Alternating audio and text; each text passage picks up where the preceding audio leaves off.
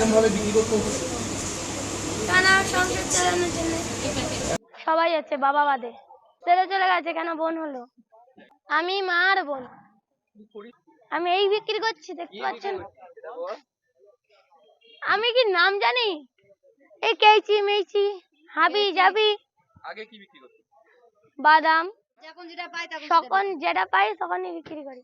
চলছে, লাভ নাই। সব ইয়ং ইয়ং দিদিরা না, এই দাম বলি 20 টাকা, ভাই 10 টাকা হবে। আর দিদিরা কি বলে? দে তো। আর এখন ভাইরাল হওয়ার পর কি বলতে?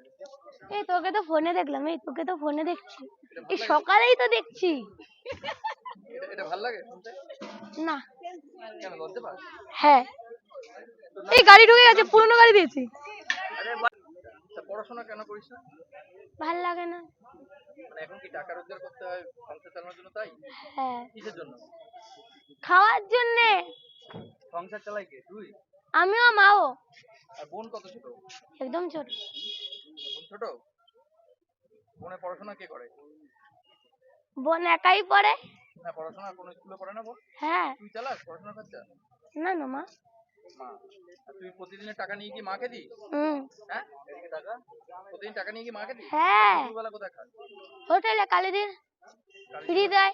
হ্যাঁ, ফ্রি। ফ্রিতে দেয় তোকে কালিদি? কেন না, ভিডিও বানাইছে বলে।